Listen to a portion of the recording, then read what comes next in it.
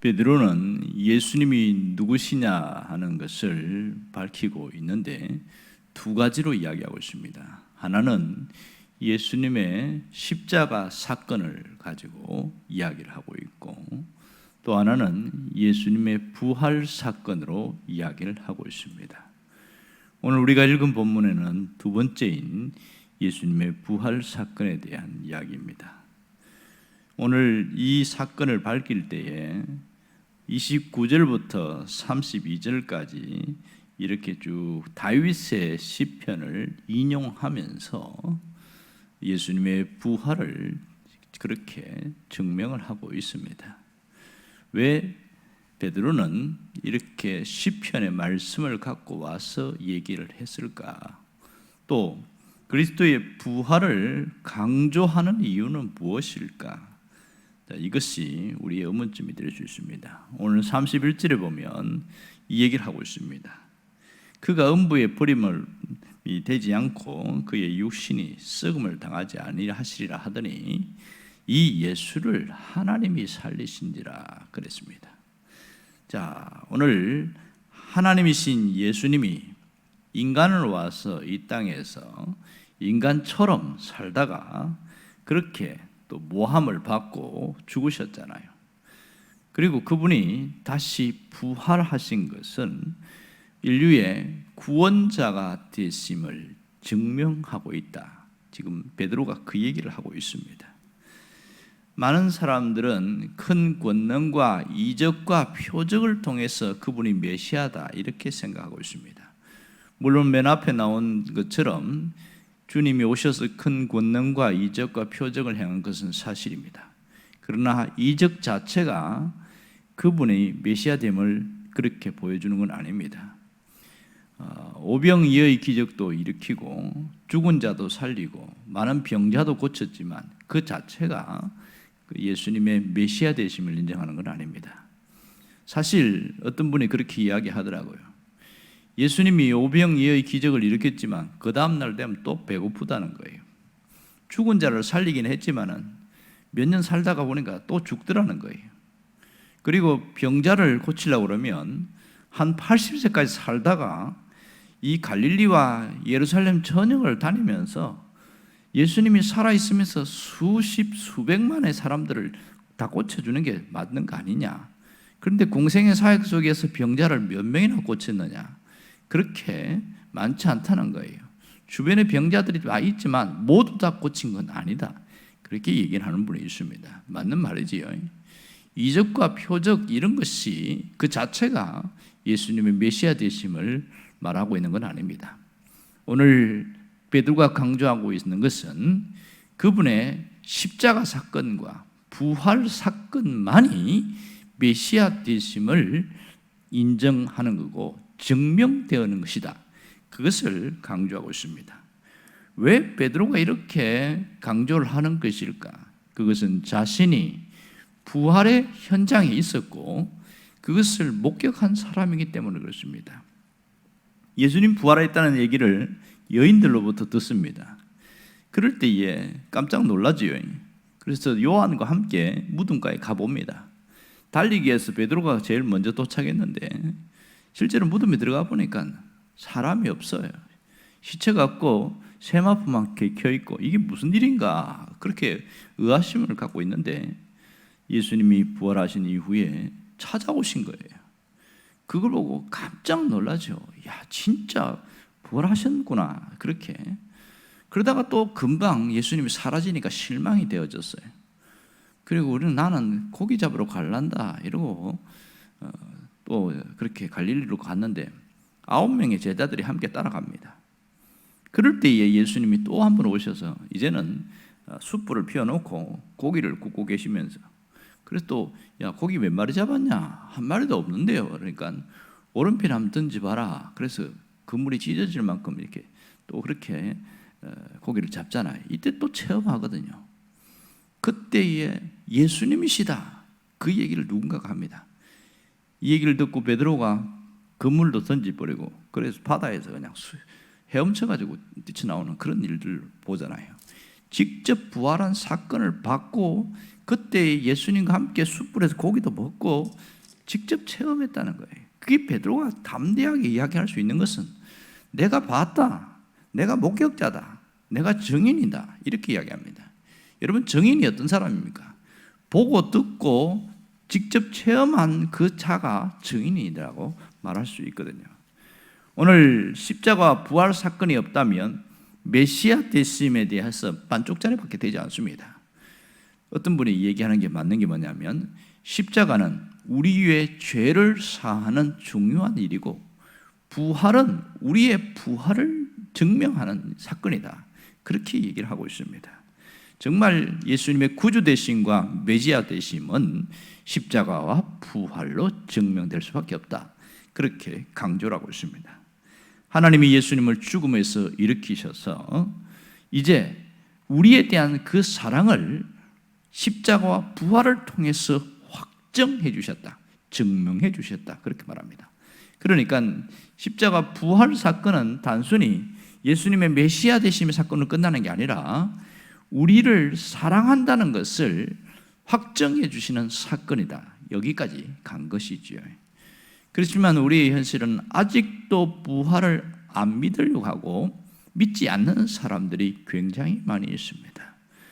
아무리 안 믿으려고 해도 증명된 것은 어쩔 수 없지요. 그래서 여러 가지 학설을 만들어내기도 합니다. 예수님의 부활을 이야기할 때 첫째 부활이 있고 둘째 부활이 있습니다. 첫째 부활은 우리가 죽은 자가 먼저 살아나고 살아있는 자들이 그 다음에 다시 하나님께 올라가는 것, 이게 첫 번째 부활입니다. 첫 번째 부활 사건은 이것은 구원받은 자들만 나타나는 사건입니다. 그런데 둘째 부활은 언제 있냐? 예수님이 재림했을 때에 나타나는 부활인데 의인의 부활과 악인의 부활이 있다 이렇게 이야기합니다. 이것은 심판의 부활입니다.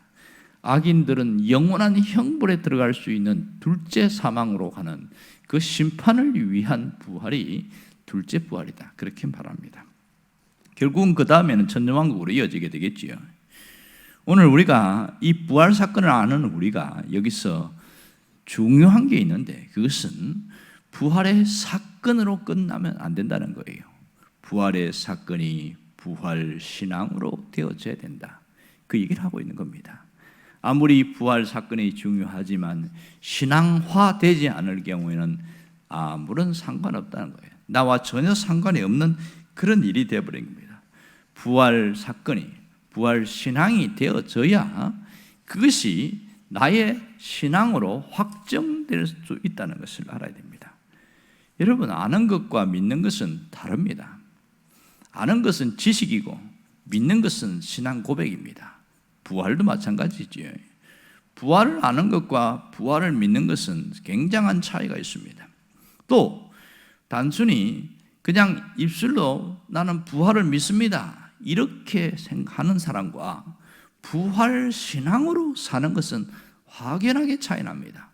대부분 신앙이 고백이 있고 분명한 신앙을 갖고 있는 분들은 부활 사건을 부활 신앙으로 그렇게 갖고 갑니다. 나는 예수님의 부활을 믿습니다. 우리도 부활할 것을 믿습니다. 여기까지는 거의 많은 분들이 다 해요. 그런데 어디가 미흡하냐면 부활 신앙으로 살아가는 것은 잘 못하고 있는 게 현실입니다. 정말 부활의 사건이 신앙 고백으로 왔다면 이제는 그것이 삶의 현장으로 나아가야 됩니다. 자, 그러면 부활 신앙으로 살아간다는 게 뭐냐? 부활 신앙을 믿는 것과 사는 것은 똑같은 거 아니냐? 이렇게 이야기합니다. 자, 진실로 믿었다면 그 믿음이 어디서 증명되지요? 삶에서 증명되는 거거든요. 내가 살아가는 그 삶의 모습에서 부활이 나타나야 됩니다. 그러면 삶에서 증명될 때 부활 신앙이 있는 것과 없는 것은 무슨 차이가 있냐면 오늘 이 베드로를 보면 잘 알 수 있습니다. 그가 예수님의 부활하심을 그냥 알았을 때에는 그러다가 이내 조금 힘들면 실망하고 에이 예수님이 안 계시네 이러고 또 옛날로 돌아가고 뭐 이랬단 말이에요. 근데 이게 신앙화되어지고 삶으로 가니까 사람이 확 달라져 버려요. 살아가는 방식이 완전히 달라집니다. 베드로가 얼마나 담대한지 아시지요? 사도행전 4장에 가면 베드로를 죽이려고 감옥에다 집어넣었습니다. 진짜 다음날 처형합니다. 그런데 베드로가 그날 전날 뭐 하고 있었어요? 그래서 감옥 속에서 족쇄를 차해가지고 실컷 잠자고 있는 거예요. 잠을 자고 있는데 천사가 와서 막 깨우는데 안 일어나는 거예요. 얼마나 막 씩 자는지. 그래서 하도 천사가 막 끌고 오는데 비몽사몽간에 그렇게 감옥 문을 나오고 이런 일이 있단 말이에요. 이 베드로가 죽음 앞에서도 두려워하지 않고 담대하고 내일 죽는다고 그러는데도 편안하게 잠을 잘 수 있는 그것이 부활 신앙이 삶의 현장으로 갔기 때문에 그렇습니다. 이렇게 제자들이 부활 사건이 부활 신앙화되어지고 삶의 자리를 갔을 때는 사람이 달라진 것은 놀라운 일입니다. 우리가 본받아야 될 것은 바로 이거지요. 내가 부활 신앙으로만 있는지 아니면 부활의 신앙이 삶의 현장으로 가고 있는지를 돌아봐야 됩니다. 순간순간 우리를 두렵게 하는 일들이 얼마나 많은지 모릅니다. 또 우리를 무너뜨리려고 하는 그런 요소들이 상당히 많습니다. 경제적인 문제, 질병의 문제, 사람과의 관계의 문제, 이런 것들이 우리를 많이 삶에서 힘들게 해요. 그럴 때마다 때로는 우리가 우울해지기도 하고 두려움에 빠지기도 하고 근심 걱정이 오기도 하고, 이게 우리의 삶의 현실이에요. 이걸 뛰어넘을 수 있는 게 뭐냐? 부활 신앙입니다. 부활 신앙이 있는 사람은요, 잠시 좀 불편한 감정이나 안 좋은 감정이 들어왔다가 금방 털어버리고 일어납니다. 금방 일어나요. 그 어두움의 감정에 빠져있는 사람은 부활 신앙이 삶으로 나타나지 않았기 때문에 나타나는 현상입니다. 우리가 지금 2년 가까이 이어지는 코로나 현상 때문에 많은 분들이 걱정하고 두려워하고 있습니다. 당연한 일이지요. 조심하는 것도 당연한 거고 해야 되는 거고. 그런데 이것 때문에 두려움에 빠져 있는 것은 심각한 문제입니다. 이것이 두려운 일이긴 하지만 부활신앙으로 뛰쳐나가야 되죠. 이겨내야 됩니다. 그리고 조심하는 것을 하고 이렇게 두려움에 빠진 것은 별개의 문제라는 걸 알아야 됩니다. 오늘 금전적인 문제나 또 질병의 문제로 우리가 두려움에 빠지고 걱정근심에 빠질 일이 얼마나 많은지 모릅니다. 이걸 이길 수 있는 능력은 부활신앙입니다. 부활신앙이 있으면 담대해질 수 있습니다. 죽음도 두려워하지 않는 그 신앙이 부활신앙입니다. 모든 형편 어려움에 걱정근심을 떨쳐버릴 수 있는 신앙이 부활신앙입니다. 그러므로 부활신앙으로 무장된 사람은 사는 게 달라요. 그래서 부활신앙은 내 삶을 일으키는 능력이다, 이렇게 고백하면서 나갑니다. 부활신앙은 오늘 내 인생을 바꾸는 혁명적 사건이다, 이렇게 말합니다. 이런 사람은 완전히 달라진 거예요. 정말 달라져 있어요. 사는 게 완전히 달라요. 이전에는 발발발 떨고 두려워하고 걱정하고 어떻게 해야 되나 막 그렇게 가슴 졸이고 조마조마하고 이런 사람이 딱 이것이 내 부활신앙화되어지니까 사람이 완전히 달라졌습니다. 이것이 우리가 가야 될 길입니다. 오늘 우리가 어떻게 살아야 되느냐? 부활신앙으로 내 삶을 새롭게 디자인해야 됩니다. 부활신앙으로 내 삶의 요소에 모든 어둠을 몰아내고 모든 두려움이나 걱정근심을 몰아내고 주님이 주시는 평안과 담대함과 자유함으로 나를 완전히 새롭게 바꾸어 나가야 됩니다. 그것만이 우리가 모든 어려움에서 일어날 수 있는 능력이요 힘입니다. 주님은 우리가 부활신앙으로 강하고 담대한 자가 되기를 원하십니다. 오늘 하루 부활신앙으로 승리하기를 주의 이름으로 축원합니다. 기도하겠습니다.